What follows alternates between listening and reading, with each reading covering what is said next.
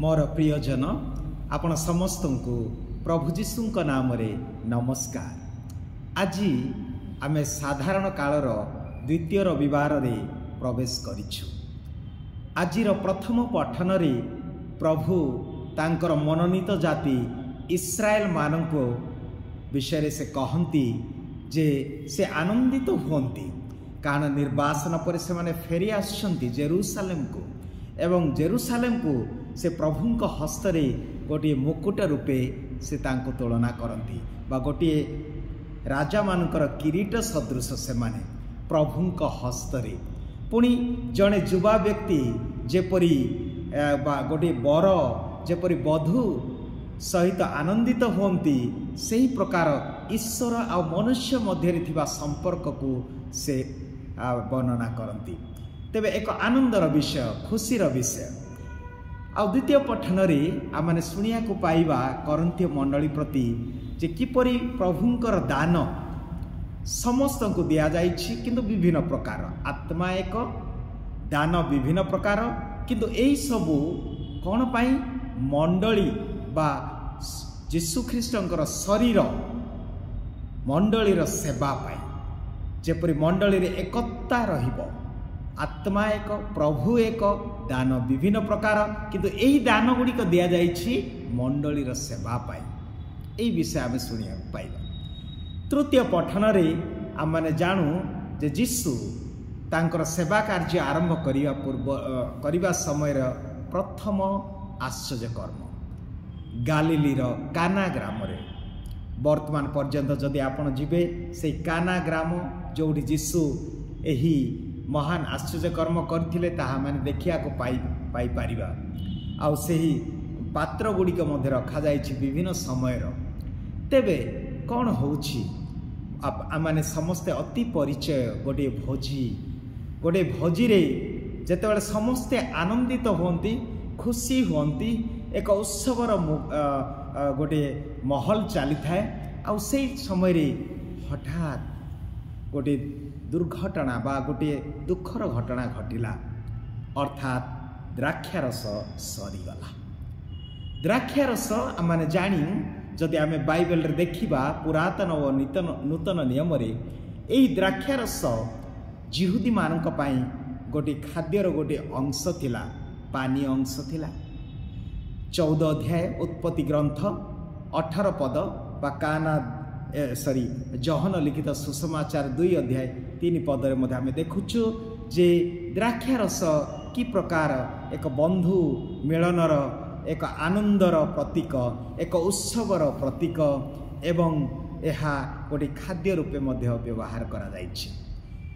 द्राक्षारस पुणे आम देखिबा जे बाइबल रे विचारकर्ता पुस्तक जदि आम पढ़िबा 9 अध्याय 13 पद रे यह एक बलिदान समय रे एक नैवेद्य रूपे उत्सर्ग करा जाय थाए द्राक्षारस। पुणी आम जदि देखिबा प्रथम तिमोथी साधु पाउल लेखंती 5 अध्याय 23 पद रे जे उदर पीड़ा निमंते बा दुर्बल व्यक्ति मानक निमंते केवल जलपान करिबा नुह किंतु किछि सुरापान बा द्राक्षारस अति उत्तम।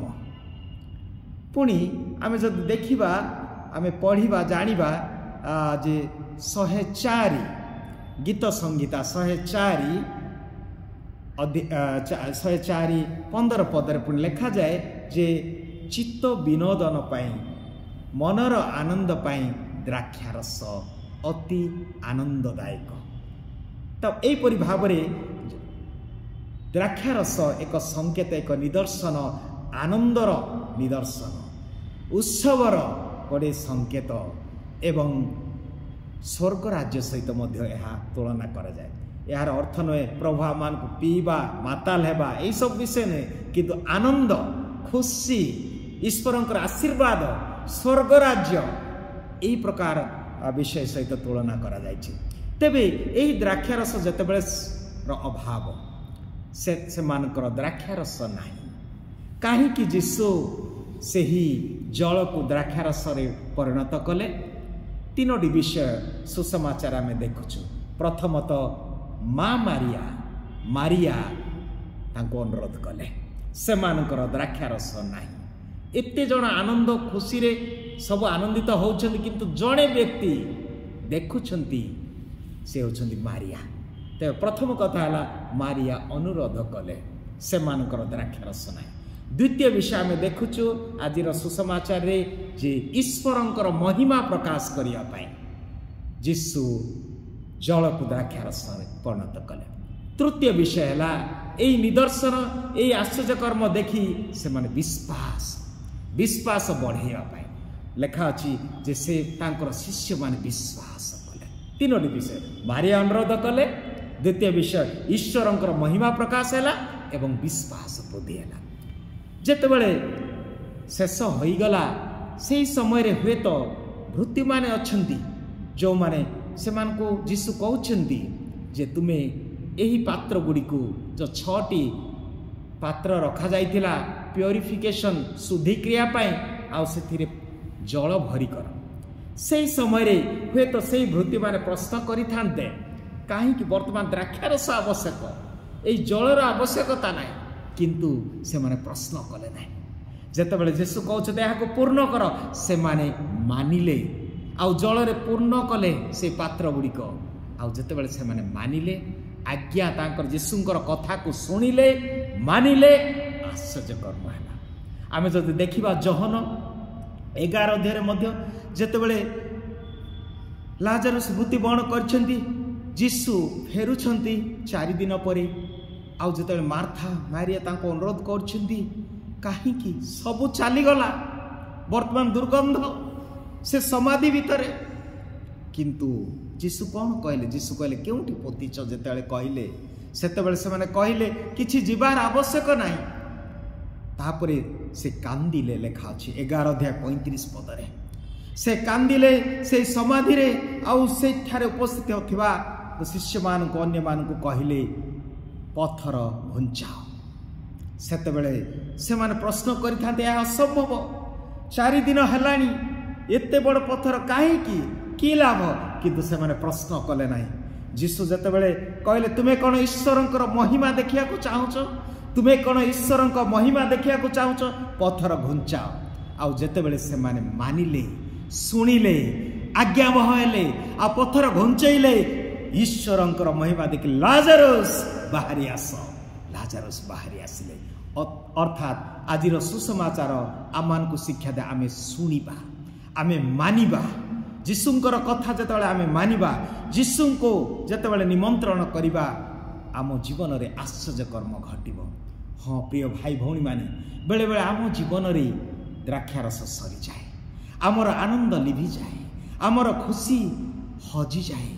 ବେଳେବେଳେ ଆମେ ଆନନ୍ଦ କରୁଥିବା ହଠାତ୍ ହୁଏତ କାହାର ମୃତ୍ୟୁ ଖବର, ହୁଏତ କାହାର ଅସୁସ୍ଥତା ଖବର, ଆଉ ବେଳେବେଳେ ଆମେମାନେ ଯେତେବେଳେ ଖୁସିର ବାତାବରଣ ସୃଷ୍ଟି ହେଉଥିବ, ହୁଏତ ଆଉ କିଛି ଦୁଃଖ ଆସିଯାଏ, ଆର୍ଥିକ ଅଭାବ ଅନାଟନ ହୋଇଯାଏ, ଅର୍ଥାତ୍ ଦ୍ରାକ୍ଷାରସ ସରିଯାଏ, ଆନନ୍ଦ ହଜିଯାଏ, ଖୁସି ଚାଲିଯାଏ।